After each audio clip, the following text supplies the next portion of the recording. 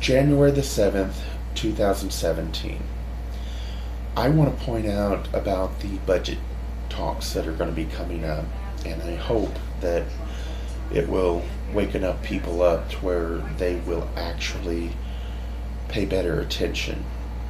Back in 2010 and 11, the Republicans took power into the House of Representatives. Okay, they only had an 18-point majority there, and they did not have the Congress, or they didn't have the Senate. They didn't have the Democrats, the president. Okay, so they were doing only cuts. And here's a little tip that you don't really, they say it, but they don't really make it a point of it at the time. Every year there's a budget. Every budget is for 10 years. Any cuts that are ever done in that budget is always towards the last 8 years. Every 2 years there are 435 House seats. Every last one of them have to go up for re-election. Amazingly enough, we have no place to go and look on websites. We don't get, information in the mail. We don't get nothing that shows us whether or not these cuts have actually happened. What we have, in fact, actually it's mentioned later that these cuts aren't taking place that year when we thought they were.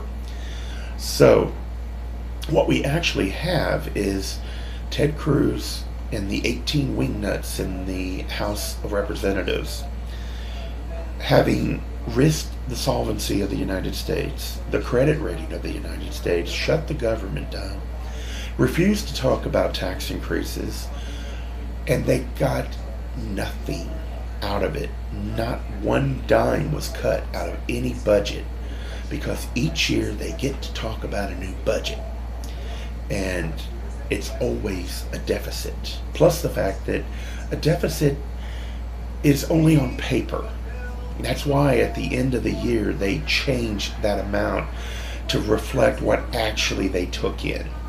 So every time there's an actual deficit, when it's a budget, they are actually saying that to do a normal day's business, they have to spend more money than they're expecting to take in every year.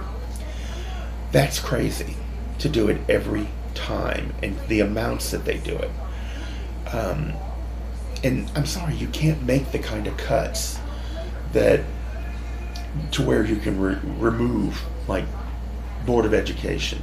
Okay, it's not going to happen. The best you can do is cut at the edges. And the reason why it's not going to happen is because whether or not it's in the Constitution, which I happen to agree it's not in the Constitution, whether or not it's in the Constitution, it's already here. So most judges believe in settled law. So it's there to be no matter what, unless you get a judge who's honestly going to change his mind on settled law. And if you did, you would have to deal with a public who would not be very happy with it, because guess what? They actually like it. So talking about cutting things that can't be cut, it's stupid. It makes no sense. Stop it. Accept the fact it's there and get involved.